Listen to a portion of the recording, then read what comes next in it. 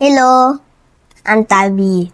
Can you introduce yourself? Hi, Tabi. I am Rita. I am a conservation impact scientist. Nice to meet you.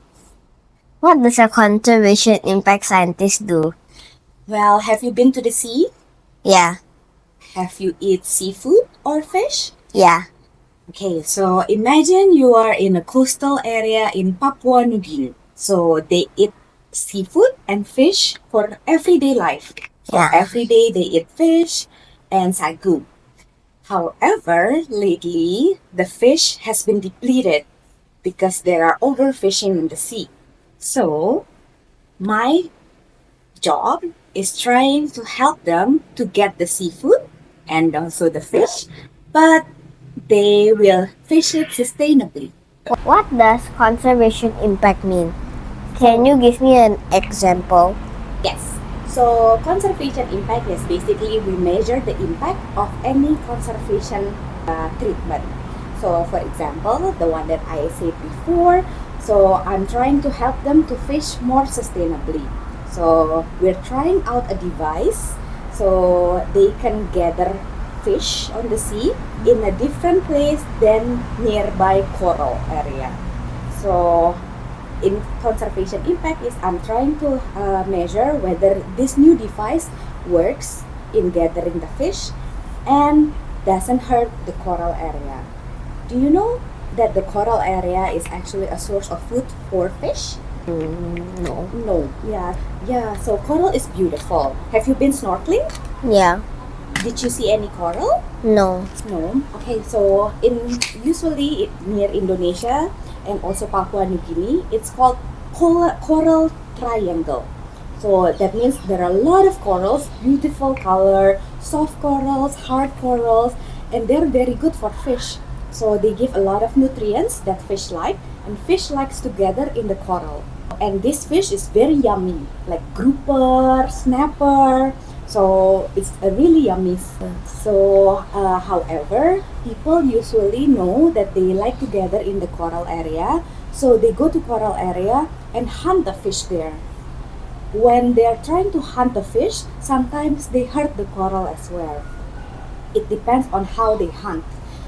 But if they keep doing it, the coral will die. And when the coral dies, then there is no more nutrients for the fish.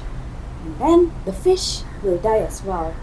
So that's why we're trying to measure whether a new device that can collect the adult fish a little bit further away from the coral area can actually help them to get the fish but doesn't hurt the coral. Does it make sense to you? Yeah. Where do you work? I work basically everywhere where I can use my laptop. But most of the time, I work at the office to get much better condition to see my data and then to communicate with people clearly as well.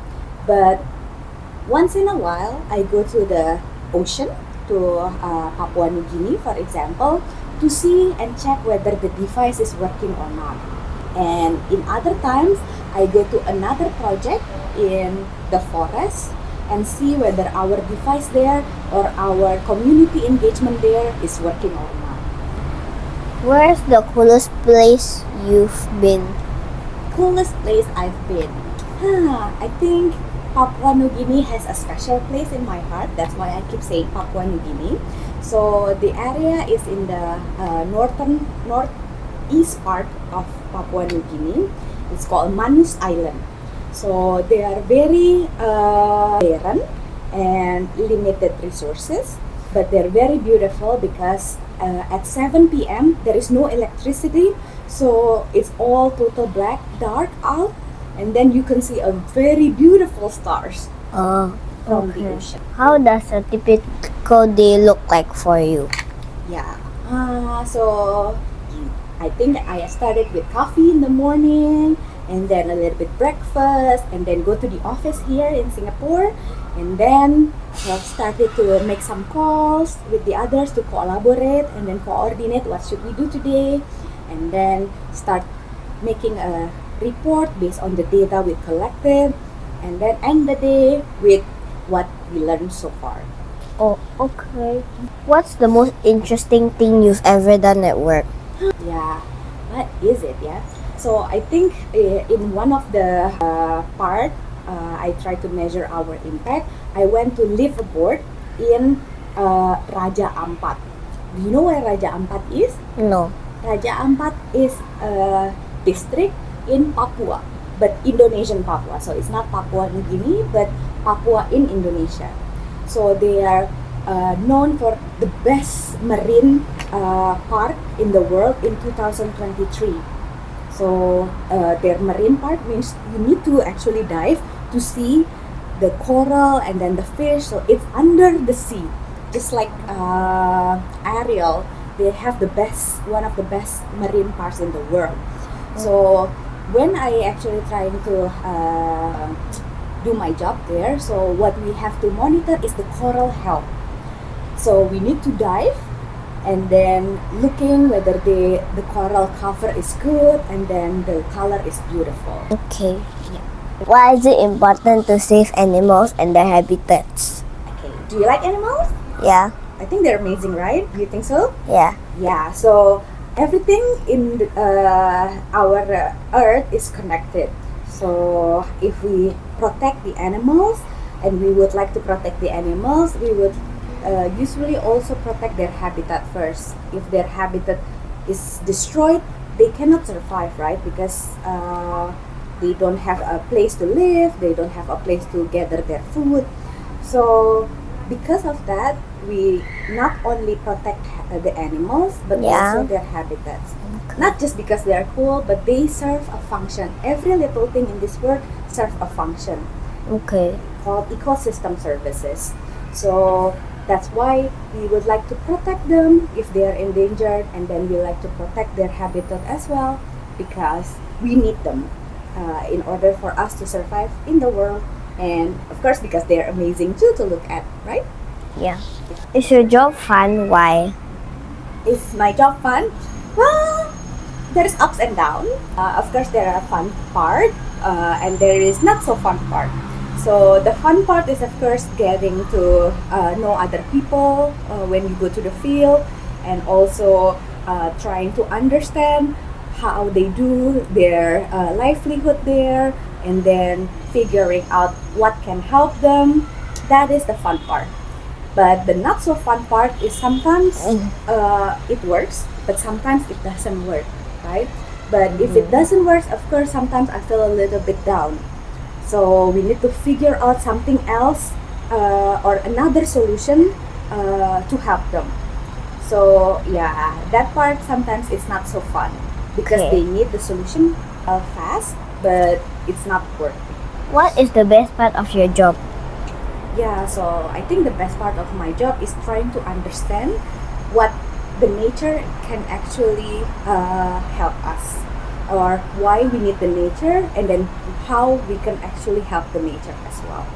So that is the best part because I think we keep we need to keep learning to know the local customs and what are the functions as well.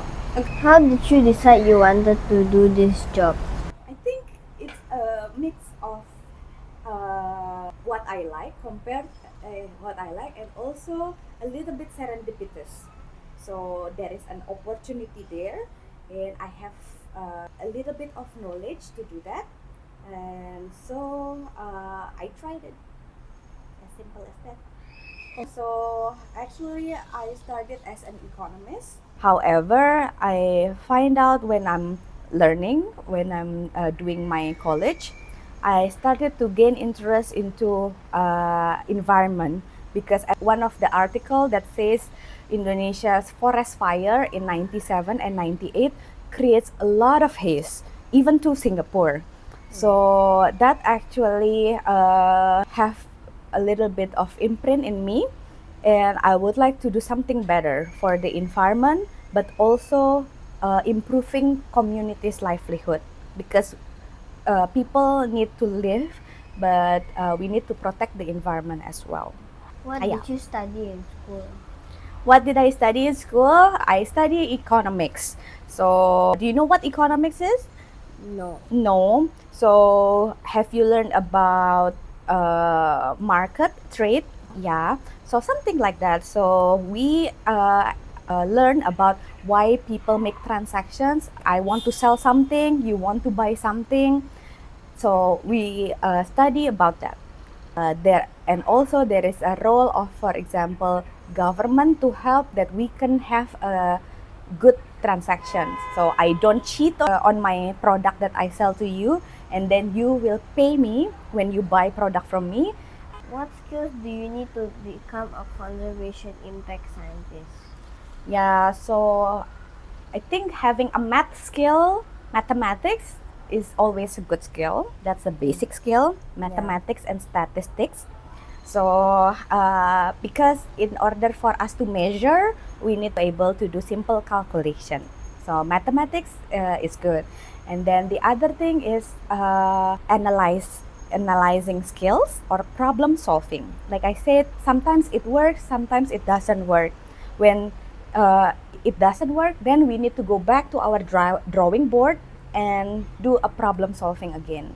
What advice would you give to a kid who wants you to do your job someday?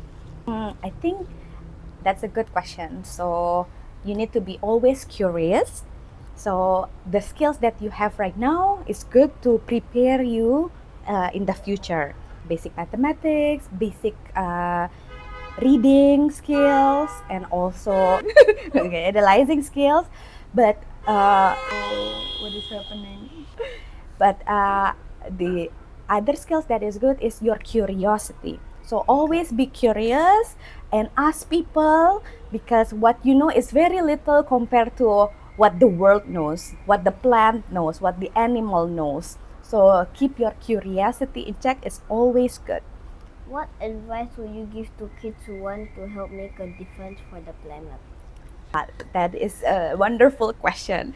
So I think keep on believing, and your voice matters. So if you would like to help make a difference for the planet, that is very good. We need more people like you. So keep on believing that, and then voice your belief and started to do some actions. For example, you can volunteer in environmental organizations such as a beach cleanup with the family, or plant a tree. That's a good start. So I think that's it. How can kids learn more about your nature and conservation? Yeah, that's nice. So I think in Singapore, you will have a good resources such as in Mandai. So they will give you some information when you go there, what the animal does, and then how is their habitat. So learning about this thing is always good. So you know whether they are a nocturnal, or they live during the day or during the night. So I think you have a good resources in Mandai. And when you grew out of your curiosity from there, so maybe you can try to go to the forest or to the marine protected areas. So there, then you can find the much more real forests. So their original habitat, and then you can compare what you look in the zoo or in the area that is contained, compared to the original area that they are actually growing based on nature. So no one is actually trying to shape it, but it's based on nature. Okay, thank you. Is it okay? Is it done? Okay. Do you think my job is fun? Yeah, Yeah, why so? because you get to dive and all those stuff. Yeah, that's true. Have you been diving? No, I've been No, snorkeling. you've been snorkeling, but you see the beautiful world under the sea, right? No, No, I only see fish. only see fish. Is it beautiful fish? Yeah, but it's small, tiny fish. What? It's tiny fish. It's tiny fish. Where did you snorkel? Where did you snorkel? Phuket. Phuket. Okay, yeah. So I think you should try snorkel in Indonesia Coral Triangle. They have very beautiful coral. So within 2 meters, like you can see from in Bali, for example, or in Gili, you can see beautiful colors, beautiful fish, because this is the area, the coral triangle is the area where the coral thrives. It is it's in Indonesia and also Papua New Guinea and Solomon Islands in Pacific. So I will highly encourage you, when you get the time later on, or you have a vacation there, you try to snorkel there and you can see beautiful fish and then coral. Okay. Bye. Bye. Thank you. Thank you.